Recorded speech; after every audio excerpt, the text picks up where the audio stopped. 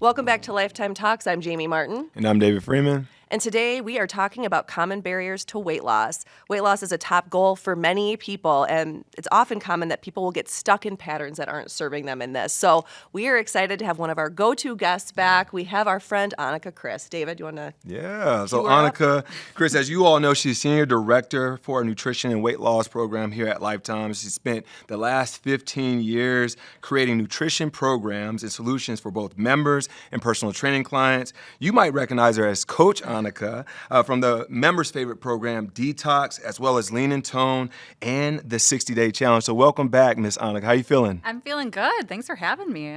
All right, let's get into it. Let's do this. You're always a fan favorite. Okay, so Anika, you've spent the past decade and a half helping literally thousands of Lifetime members approach different healthy living goals, including weight loss goals.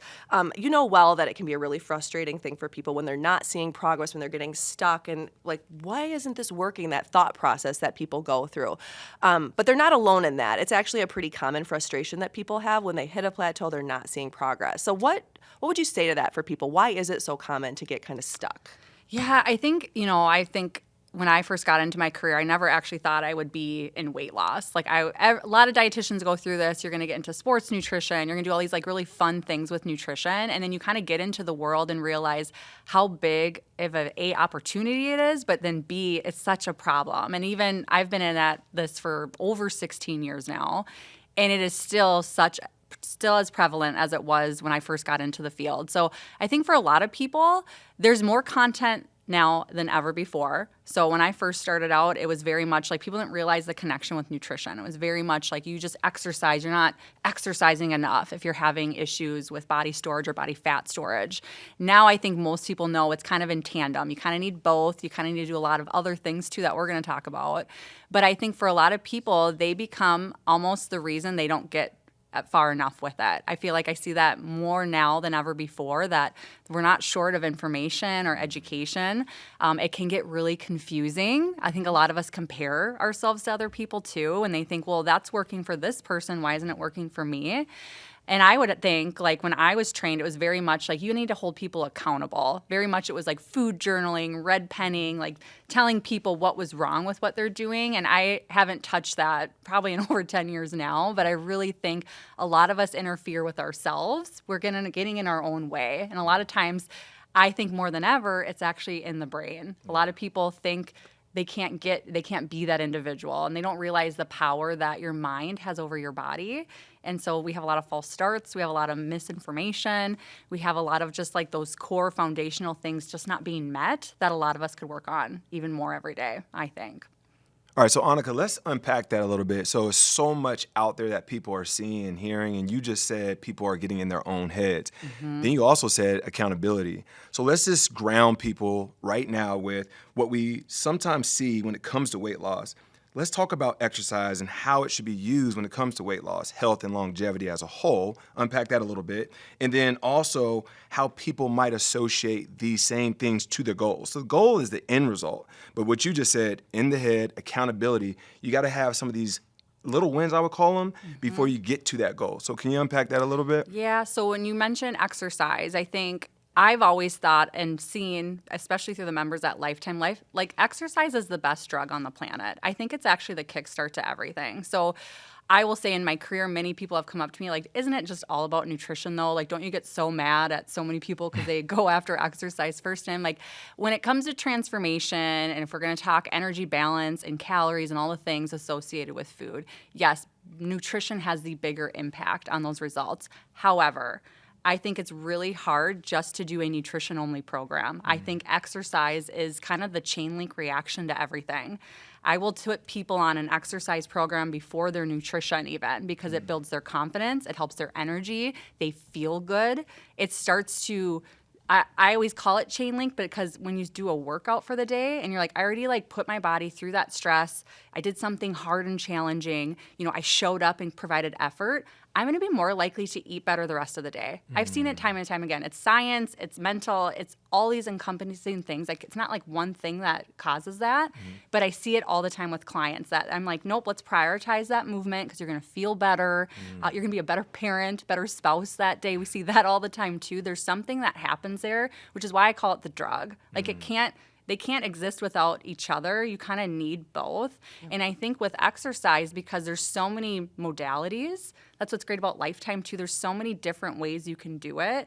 But people, this is how they get in their own way. They're like, do I do alpha or do I do GTX or do I do, and it's like, it's all of it. It probably depends on where you're at in your journey. And I think when you know that and learn that, you're so much more accepting of the, okay, it's going to be a journey. There's going to be things that I start and stop. There's not a perfect routine for everybody, but it's figuring out what actually keeps you consistent, because consistency is king. You probably see that just in your field. Like, it's not the type. It's just if you just show up on a regular basis. So I always tell people, like, I want you to move, but don't give it too much credit either. Like, you can't just do that. You got to do the other things too. But I do think it is the reason why people are more likely to stick to their nutrition side of things. Let me like tag on to that. So for everybody watching or the listeners, you said getting the movement done early on sets the foundation to put you in the right mindset to start to do all the other things right as well. Yes. And then the consistency behind that leads to the result.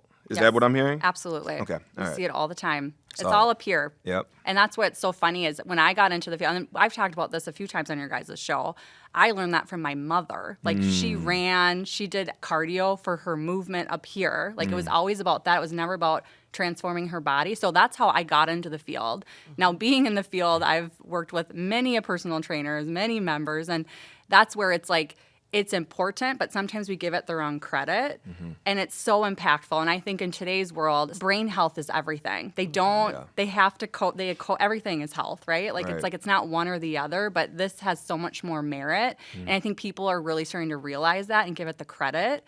But together, it's super powerful. It really is. I see it every day. I love that. Absolutely. I know you said consistency matters. Doing something you love, I think, is going to help create that consistency. But one type of movement that is proven to help with changing body composition is strength training. So let's hone in on that for just a few minutes, because you mentioned alpha, you mentioned GTX. Both of those have strong strength components. Let's talk about strength training and why that really is an essential part of an exercise routine, regardless of whether you're after weight loss or something else. Yeah. So strength training, in turn, for me, I didn't go to school for it, I didn't study it, but I kind of fell into it just working one-on-one with so many people at Lifetime.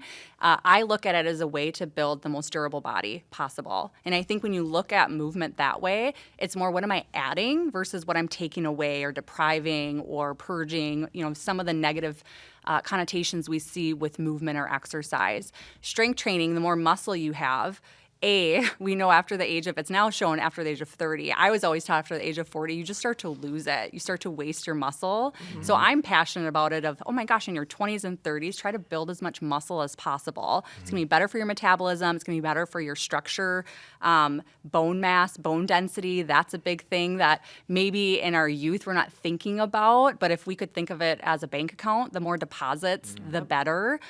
It was the best to start it yesterday, but if you haven't started yet, start today. Like, there's still such a ROI on it. But I think of it, from most of the work I've done with it, is helping people improve their metabolic rate and their metabolism. And I think when I think of my customers, the look they're looking for, they want to feel strong, they want to be lean, they want to be toned. That's why I have a program called Lean and Tone. Right. That comes from lifting. It doesn't come from excessive cardio, doesn't come from deprivation. It's more building onto it. And I always think of the posture, what people look like after when they look at their own before and afters. And you'll hear trainers are so smart. That's who I learned it from. I think of back in 2008 when I joined Lifetime, learning that from personal trainers. I was a cardio queen at that time. And I remember just the challenging thoughts they faced every day is people saying, well, I'm heavier on the scale, or I feel like, my jeans don't fit as great right now, kind of in the beginning days of building muscle. But when you go back and look, just the transformation, you see it every day. And I think it's really cool because just as a female, just the amount of women on the fitness floor now, if I looked at that 2008 time and now, it's incredible. People are really picking it up and they're feeling great and they're putting the work there. So I think if you've ever challenged yourself there or felt like, oh, it's extra work or I don't feel confident there, I'm really big about hiring a coach. Like, get confident on the fitness floor. Start as young as possible. Do it at least 4 days a week. I think there's something about doing it the majority of the week. So if you have 7 days in a week, if you can do it 4 days a week, I think there's something to that too. But any is better than nothing. So even if it's just one day a week, do it. It's worth it for your body and your transformation.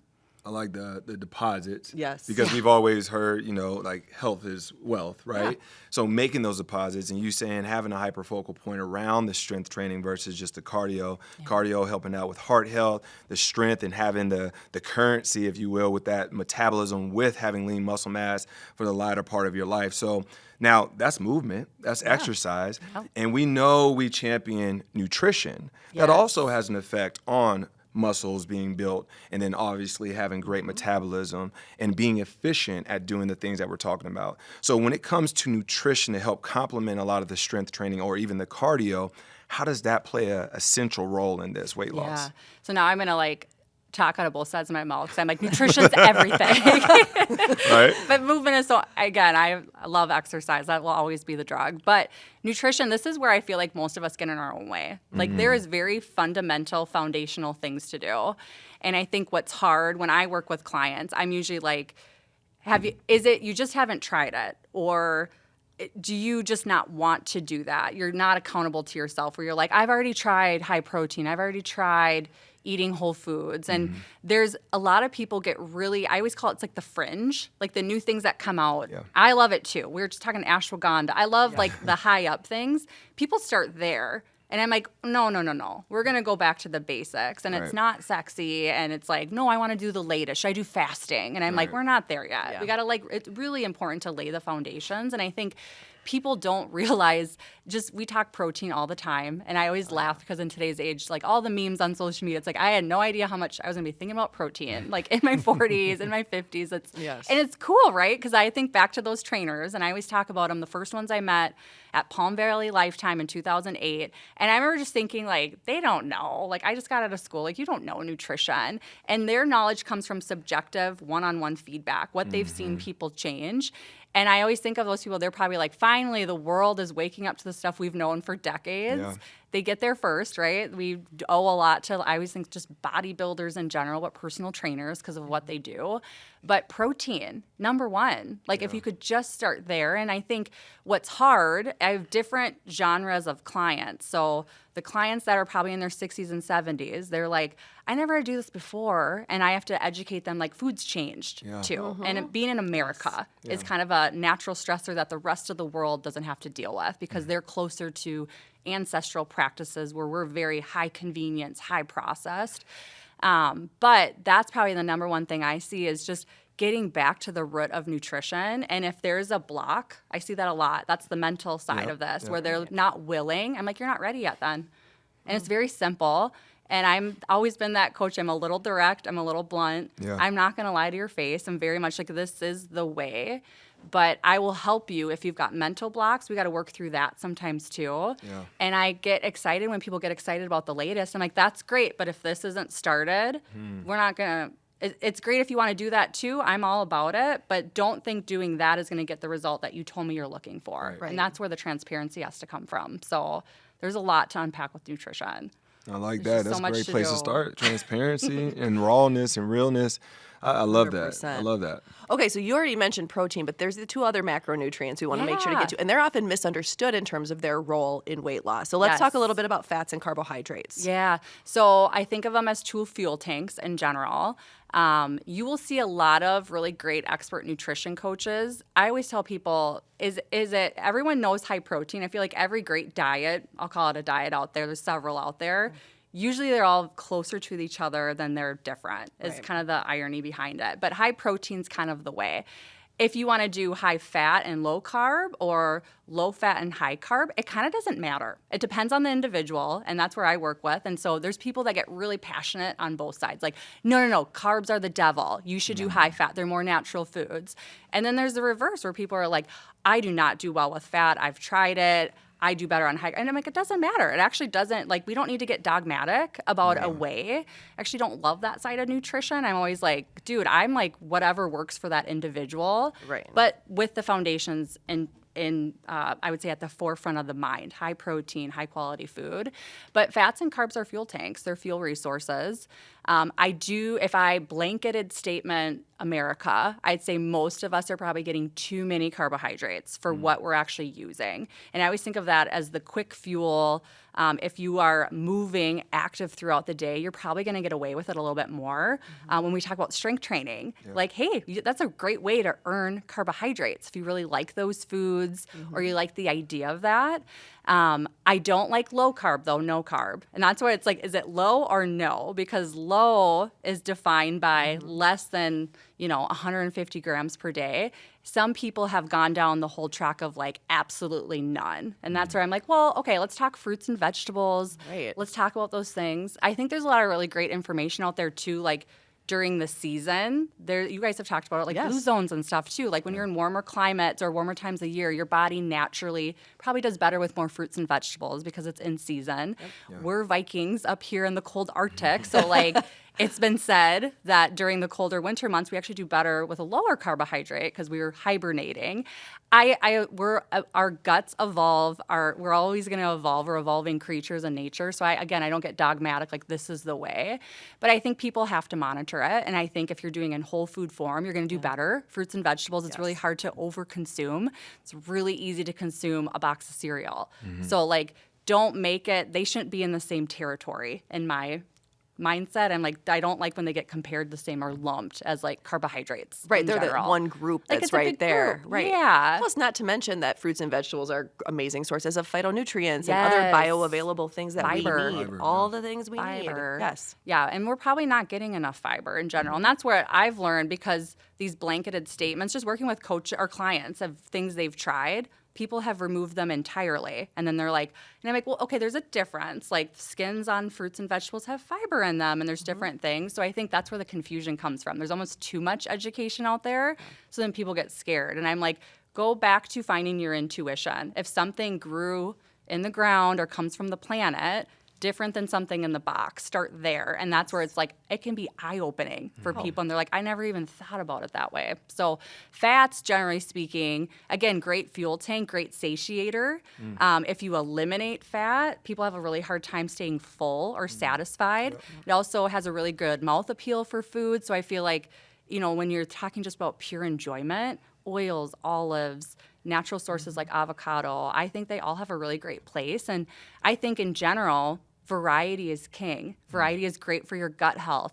We talk about gut health, that's a whole other episode, but like, your ability to fight off your immune system to work functionally, to fight off disease, like that comes from gut health. So that's where nutrition is so multi-platform, where it's like in the tone of weight loss, I think as much variety as you can give, high protein, balance your fats and carbs, whole foods as much as possible. That's a really solid plan.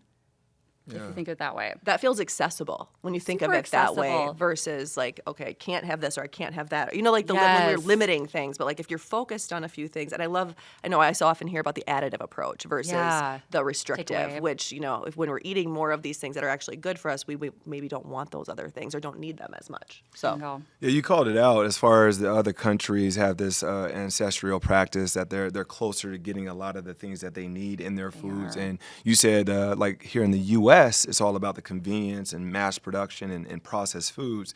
So now the individuals who have the right mindset are trying to do these things, then they're probably still not meeting the demand based off of how processed certain things may be, or if the fruits and the vegetables are not in the soil as long, so they're not as rich with the nutrients. And then comes in supplements. Yeah. Yeah. And now we have these supplements, but you just said it, foundationally do the right thing, make sure you're actually eating a lot of these whole foods, eliminating the processed foods. When do supplements start to come into play to help close that gap that we might have in the space? Yeah, and it gets confusing too. Like people are like, with the role I do, I'm really passionate about supplements, high quality. Like Right. there's an angle. Like I don't love the industry in general because of just the opportunities for people to put in a lot of false claimed things and just things that don't work. I think in America, They're absolutely necessary, though. And I will say that kind of, you said a little bit of it, like, hey, fruits and vegetables don't have as much nutrition as they once did. That has a lot to do with the soil here and kind of what we perceive as important in America on quality sources of foods. I wish it wasn't the case, but I always look at it as there's foundational things that we are not, even if you're eating perfect, you're still not getting it enough through food. And that's really a high quality multivitamin, omega-3 fish oil, and then what's known to be the highest deficiencies in America with a vitamin is vitamin D. We talk about that a few times. It's kind of more of a hormone, but it's labeled as a vitamin. And then on the mineral side, it's magnesium. And it's shown in lab chemistry. So if you get your blood work done, you can actually measure your levels. We know a lot of the vitamin D comes from us just not getting sun exposure every day on a regular basis, especially in this Viking climate we're in right now. Like, we're not outside. Right. And I always say that to parents too. Like, you need to check your kids' vitamin D. Like, they're not outside anymore either. And sometimes that we can plan against that and we can say, hey, I'm going to make that important. But the reality is they are in school all day. A lot of times they're not running outside. And it's easy to hibernate. It's darker earlier. So there's a lot of different elemental things that kind of ignite that.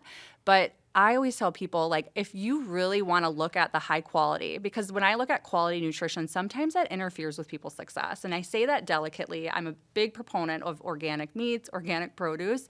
But if it all of a sudden makes someone say, I'm not even going to try, I can't afford, I don't have access, that's too complicated, it's too much money, whatever the reason, I'll work through those barriers quietly and silently with them, kind of on the backside. But in the beginning, I'm like, I just want you to eat healthier. That's the goal. And if you can't, let's figure out ways that you can. And if you can do it through food alone, like, I'm going to champion you all day, but it's really, really hard. And I say that. And I have a lot of different client types where they realize that and they might need way more supplements than the other person who's eating high quality meat at every meal, hitting their protein targets, really into advanced organic nutrition, putting sea salt in their water all day. I do have some clients like that too, but it kind of just depends. And I'm always going to look at blood work and I'm always going to say, I want to check your metabolism so that I am not giving you a bad recommendation to say, yeah, you're probably good enough without it. I want to make sure you're good and optimal. So supplements, I think, have a place, especially if you live in this country. The food quality just isn't there. And then you have to, this is where you have to be accountable, look at yourself in the mirror to say, am I really doing all these things? I'm the first person that will say, I hate salmon. I'm not going to eat salmon every day for omega-3. And that's real. That's me. There's some foods I think we all have on our list that we're like, I'm not going to get down. I don't care how healthy it is. Not everyone's like that, but most of the people I've met are. But I'm like, I will never quit fish oil because I just do not have that intake. And I'm purposely not intaking it too at the same point. And I think we need a reality check there. But that's where, again, we talked ashwagandha, we're talking about all these other nutrients come in, and I get those sent to me all the time. I always use my mom as an example. She's like, should I do this for my hair and nails? I'm like, you're doing omega-3? Oh shoot, no, you're right. Okay, go back to the foundation. Let's start over. Don't hang out in the fringe. The fringe is exciting, but if you're not doing all the basics and the fundamentals, like, it's not worth it. So to me, it's like I said, the fish, magnesium, and D, time and time again. If you check your D and you're against, the rest of America and you're just getting enough, great. Then you don't have to take it. I love that for you. Check it though. For our listeners, I want them to know, based off of the deficiencies that we see usually here, vitamin D and magnesium. Can you tell us what the byproduct is if you are deficient in those? Oh my gosh, yeah. Well, vitamin D, I would say your immune system is usually pretty taxed if you're getting sick often. Now, I think that's interesting because people are like, what does that mean? I don't even know what often means anymore because we've all just gone through the last 5 years together too. But usually 2 sicknesses a year are normal. That is normal. That's normal for adults as well. I think what's happening now is people are getting cold, respiratory illnesses way more often. Or if you feel like, hey, you get a virus and it takes you down for a week or two, I would check your vitamin D. You definitely check your immune system. There's all sorts of things you can help support your immune system in addition to vitamin D, but that to me is like number one. Low mood, seasonal depression, also very highly correlated with low vitamin D. Blood sugar issues. There's all sorts of things metabolically that it actually helps. That's why it's more of a pro-hormone. And this is where I'll use the fringe word again. I have clients be like, I want to check my hormones. And I'm like, that's great. Like, let's also check your vitamin D because that actually in reverse helps each other too. So if one's off, you start to see side effects of the other thing. So I love full body blood work, but that's what I most often see, especially with kids. There's a lot of low mood with kids, and I'll be check your vitamin D, and it's usually low. It happens all the time. Magnesium, responsible for 400 metabolic reactions in the body. It's actually insane. And you actually need, here's the thing, those two work together. Yeah. You can't have a good healthy vitamin D without magnesium. So you should take them both together. That's optimal. Restless legs, tennis elbow is what I hear a lot of lifetime customers complain. I'm like, oh, cramping of the feet. Did you check your magnesium? Let's check your magnesium. But it's responsible for so many things, as well as just energy production in general. So it's a big deal. It's the number one mineral deficiency in America. And so then I will get the question of, well, what kind? Because there's like 12 forms of magnesium. And I'm like, first of all, let's just supplement your intake. Okay. You'll look at the Lifetime multivitamin. We have a form of magnesium in there. But then in addition, I will say magnesium's so big, if you put like optimal levels in the pill, you wouldn't be able to swallow it. So we also recommend an additional supplemental magnesium. But there's different forms to help you sleep, relax. That's great for all the different things that it does in the body, the blood-brain barrier as well. But we're all just about like get enough in first, and then we can get really specific. All right. Y'all heard it. Y'all heard it. Supplements are great because they help, right? They shouldn't overtake your diet. It shouldn't be, and I have a couple clients like that too, where they're like, just what's the next supplement? I'm like, okay, hold on. Let's try to eat some of this stuff too. There's a way to eat. There's so much food in general. I think it's cool how an apple is designed to have all these things together. There's something with that too. Yeah. So I'm like, I like it to supplement, but the supplement should take you farther. But you still want a foundation of a really great, healthy eating diet for sure. Absolutely. Well, we've got the foundational things down, right? We've talked exercise, we've talked nutrition. Some of the other things we want to get to in this episode are some of those common barriers. And one of them that we've all talked about in different episodes too is stress. Yeah. You know, what role does stress play as a barrier to weight loss? Because we could be doing all the exercise, all the exercise things right, all the nutrition things right, but then we're really stressed. Yes. And that could deter or detract from our success within this program if we're doing a program. Yeah. When we look at like just metabolic issues in general, stress is probably the number one, where I would say it interferes with everything. They're always in tandem. We talk about it a lot with sleep because when you're high stress, it's really hard to sleep. And when we're not sleeping well, we don't eat well, right? Because we're naturally craving more sugar. There's all sorts of metabolic disruptions that happen with that. I think stress is like slowly hurting all of us. I've never seen it as high as I have now as a practitioner. I always say in my early days, people were like, oh, well, yeah, but like she's stressed too. She's a mom too. Like there was always this comparison. And I would never have thought like today's world where people are like, I am overstressed. I need help. How do I fix it? Like people are starting to realize that it's not just stress exists, it's your resilience against stress. And again, that goes back to like building that durable body, making sure you're strength training. The protocols, when I can validate someone's body is maybe overproducing stress, or we always talk about it as cortisol. And we do testing to check that. And you can see, oh yeah, we've got imbalance of stress hormone in the body. We know that's catabolic. We know that's super inflammatory.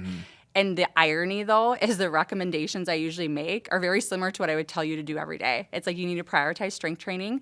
We need to have high protein, high antioxidant to help support what's going on in your body, less cardio. And they're like, what? And I'm like, it's actually not helping you right now, but like a really great walk outside.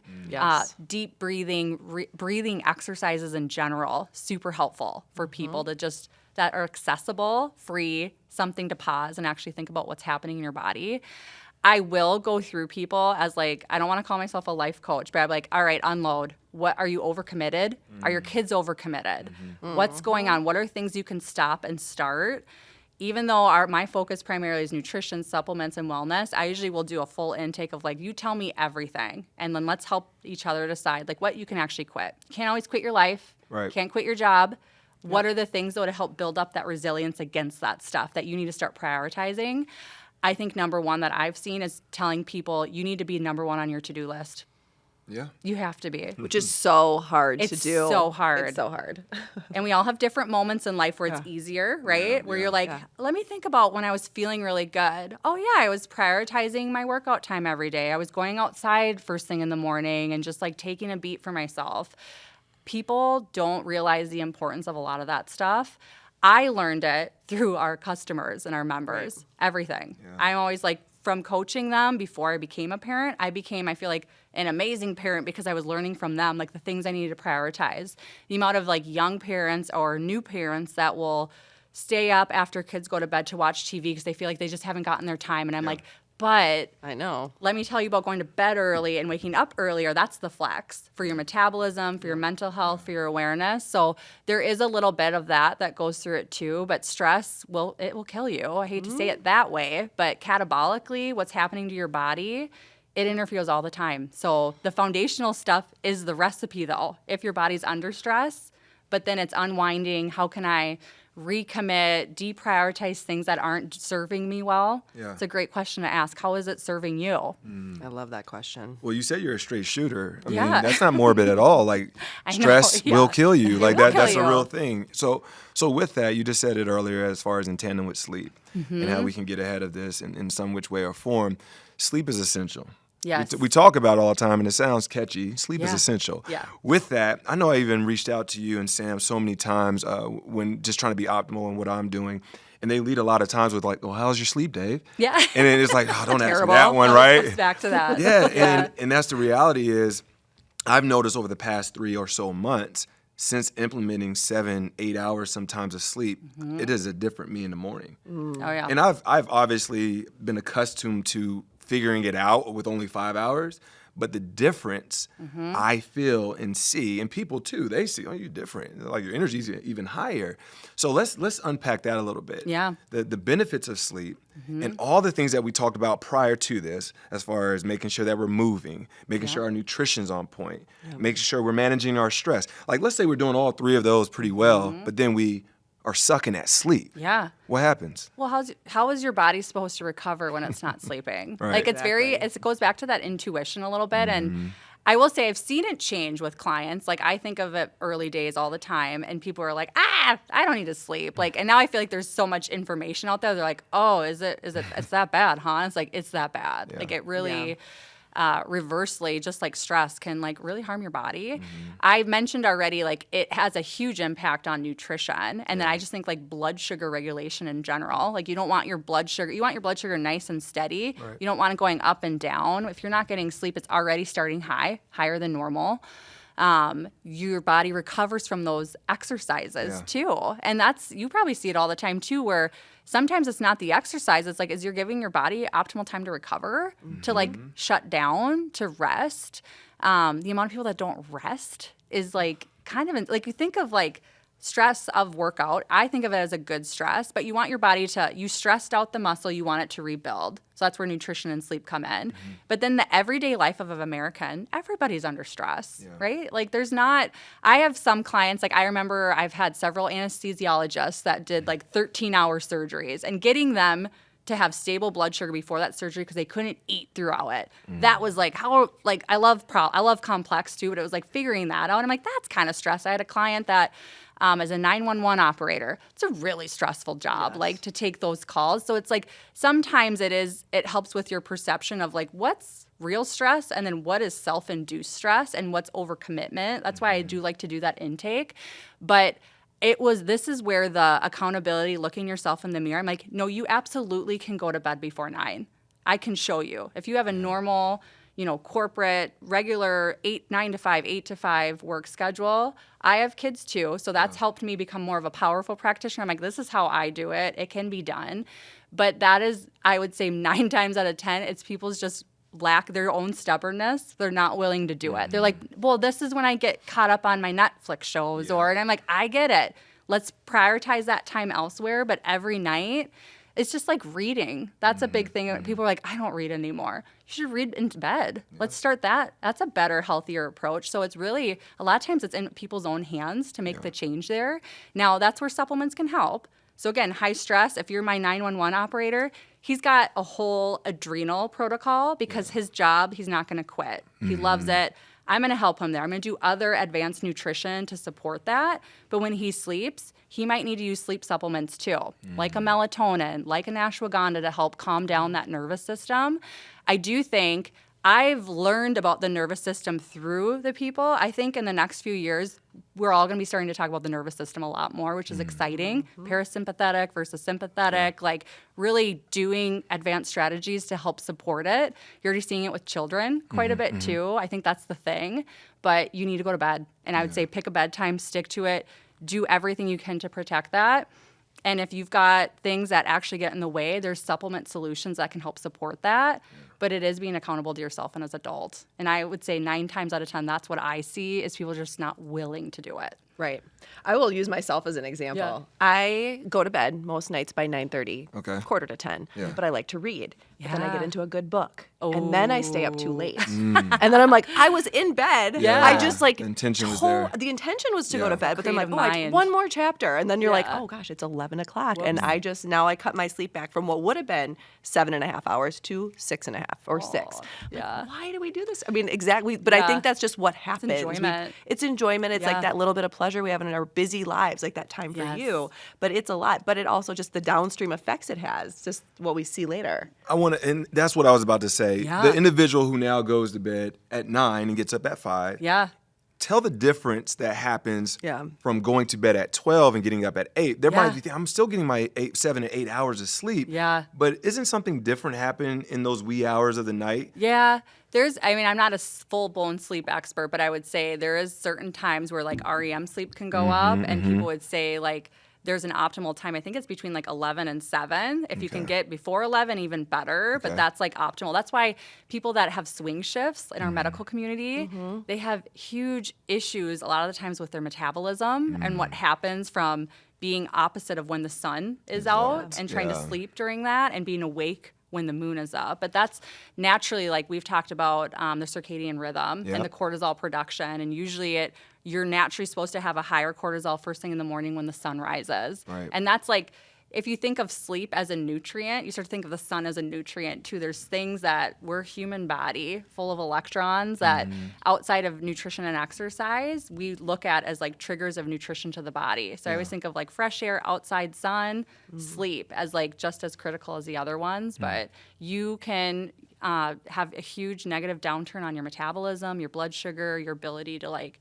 just be, I would say not friendly inviting, but you know what I mean? Like friendly Oh, yeah. inviting, like it has a huge impact. Yeah. But I like that you are just your own case study too, because I always tell people subjectively, how do you feel? And they're like, you're right, I feel a lot better. Yeah. It's Right. a flex. It's Oh, like yeah. that first early morning, especially if you're a parent, to have that time to yourself early in the morning. Like Yeah. there's a book called The 5 a.m. Club, and I like fell hard in love with that book because I was like, yes, like I love being up at that time, having the world to myself. Like Yeah. there's something with that. But even if you're not up till like 6 or 7, but you're getting that solid 8, that's the other thing is you have to learn what works for you. I have some Right. clients that need 9 because they are go-getters at the gym. Like they Yeah. just need the recovery time. And I'm like, then you need 9. Yeah. And there's different times of life. I've needed 9 where I sleep deprived because I was a new mom. Like there's different Right. things Phases. with that, but the 7 to 8 is ideal for most, for sure. Okay. We have a couple more barriers to get through, and Yeah. I know we're like coming up on time here shortly. So let's talk about the microbiome. You already mentioned gut health, but Yes. that's often one that we don't think about as having an impact on whether or not we can lose weight. Yes, the microbiome, that's what's so cool is there's so many different microbiomes in the body too, but I always think of like just gut health in general. And I deal with it subjectively with a lot of clients. They'll be like, I'm just always bloated. I don't feel well when I eat certain foods. We have a slew of testing we do at Lifetime, one that just looks at the reactions of foods, food sensitivities, where we start to really unpack, hey, is there foods that you don't do well with right now more so? Because a lot of times people use that as very black and white. Like, see, I don't feel good with almonds. That might be true. But usually what's happening if you're starting to react to foods, it's your microbiome that's under stress. And we're going to go back to stress because when I tell people, hey, there's things we can do. We can do a good probiotic. We can eat fermented foods. That's another food thing that a lot of people aren't willing to do. They don't want to, or they don't like it, or they're like, I'm just not good at eating fermented yogurt and pickles, let's say, every day. But that is actually what creates diversity in your microbiome. And that's what probiotics are. And it's why we tell people it's not one and done with probiotics. You kind of want to have a variety of different probiotics as you grow older. You don't want to take the same thing over and over. It's really diversity that helps your immune system and helps your body fight off inflammation and disease. But again, if we test it and we know subjectively, I'm not doing well with food, which those symptoms can be, acne, stuffiness, people that get, like, I always say, like the histamine sniffs where they're sniffing, they're just, you can tell they're reacting. Right. Their immune system is reacting when they eat. We're figuring out, well, why is your microbiome off? And it can be a lot of different challenges. Today's world is a challenge. I hate to say it that way, but we're exposed to more toxins than ever before. We know this, right? Cleaning, makeup, all the things. It's too much a lot of times for our bodies. And then stress. And I always I have so many customers that are this rotating food sensitivity client for me. And I'm like, it won't fix by removing the foods and adding probiotics. It just won't. You have to unlock your stress and how your body is responding to stress and figuring out the triggers. And that's where, again, when I got out of college, did I ever think I would be doing box breathing with my clients? No.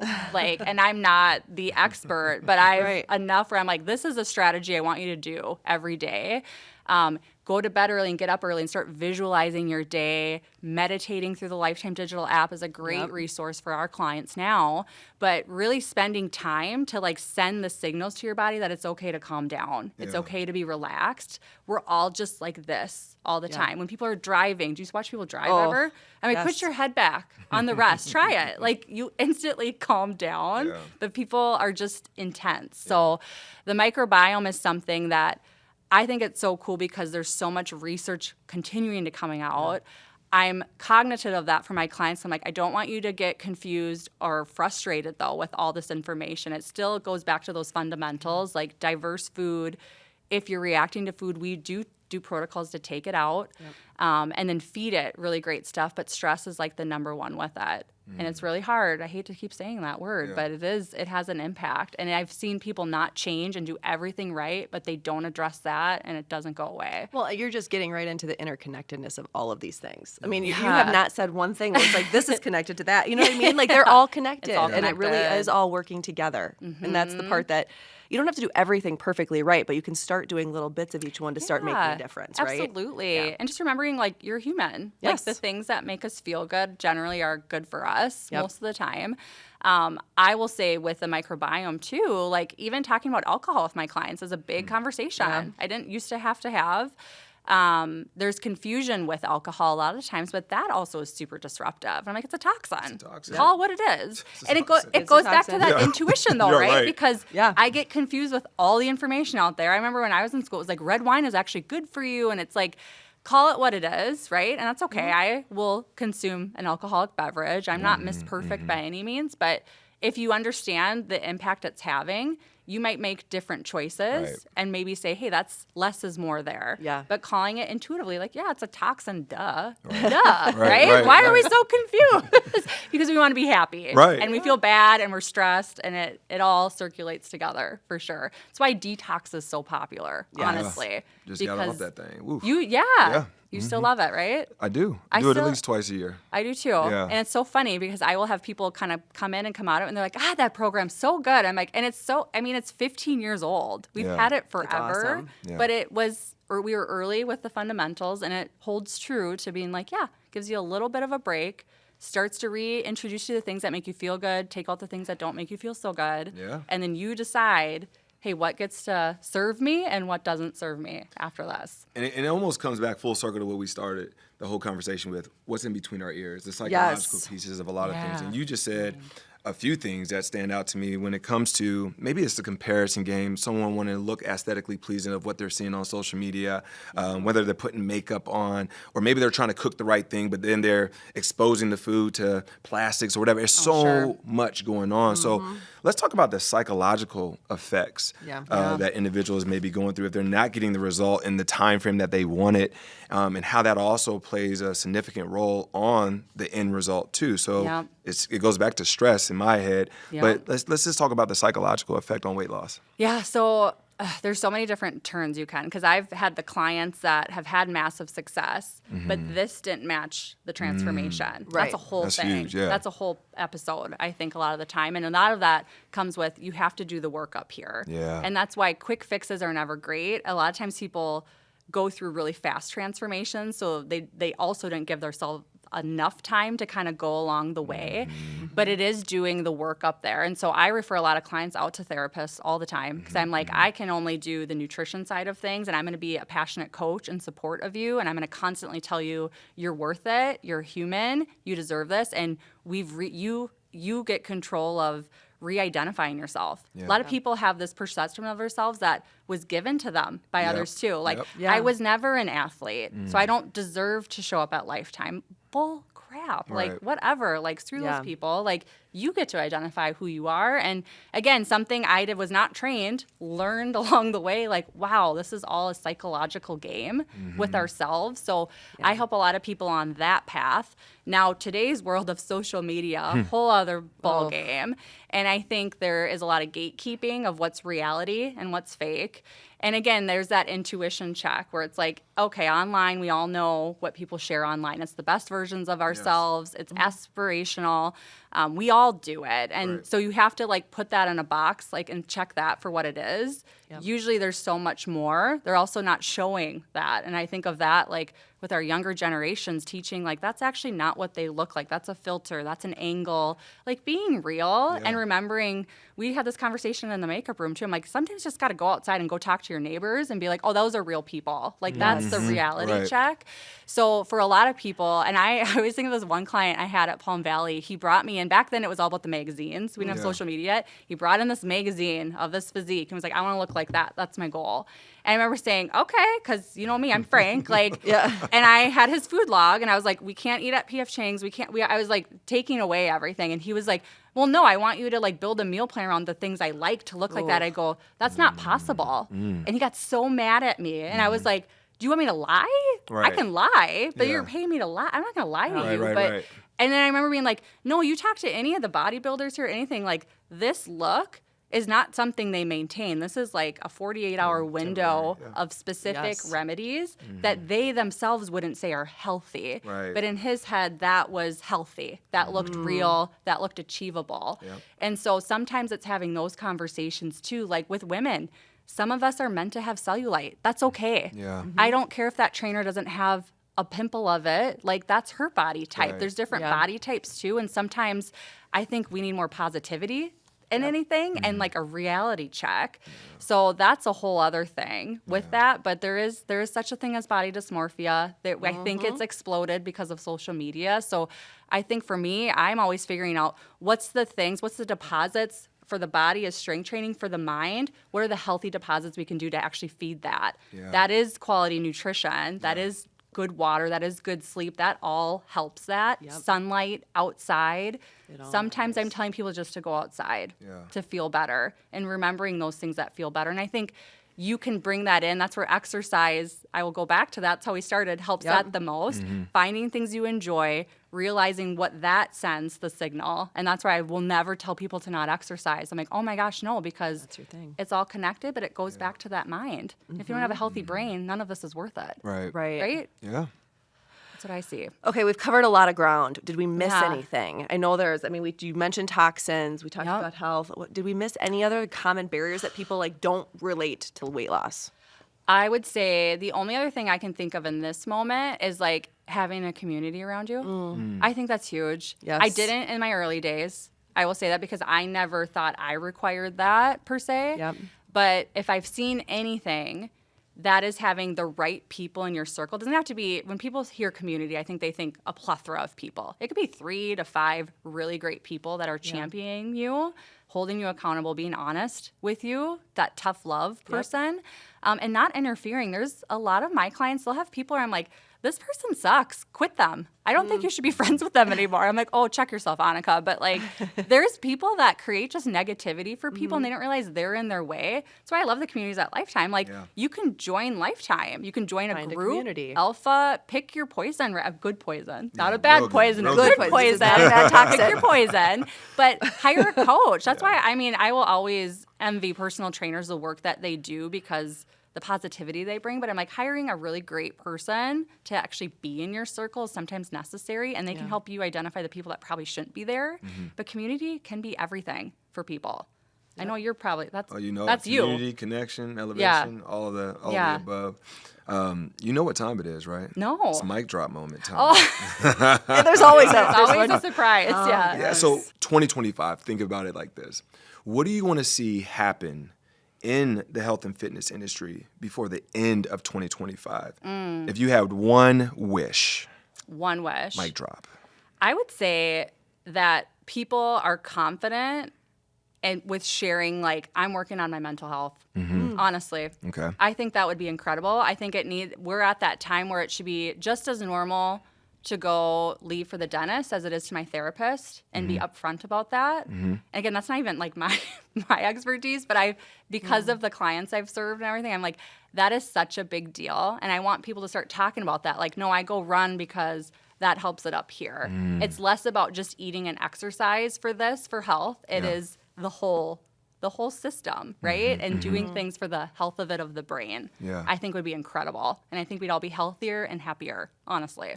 I mean, you're really talking about the mind body, right? Yeah. And it's like, we say often think it's the mind and the body over here, but it's like mind body. Because they're interconnected again. Like these things are connected to each other and they influence one another. So how do we take care of both? One, they're all the same thing. And show the next generation the way. Yeah. Honestly. Yeah, that's huge right there. I think our generation is in the middle of it, which is great. We're way more open than the generation before, but it's like it needs to be the normal all the way through. Yes. I love that. Awesome. I love that. I summed that up. Mind right, body right. I'm going to say it again. Do it. Do it. That's your it. thing. I love There it. is. All right, Anika, you always come with so much great info. Thanks so much for being here. If people want to follow you, they can find you at Coach Anika on Instagram. You have lots of articles at Experience Life. You have some programs in the Lifetime app that people can follow and sign up for. Listen to past episodes of the podcast. We've had another one on, what do we call it? Holistic approach to health and weight loss was one you did a couple seasons ago. So we have lots of great content. Anything else you want to point people to? No, that's perfect. Thank All you right. for having me. Thanks for being here. Always.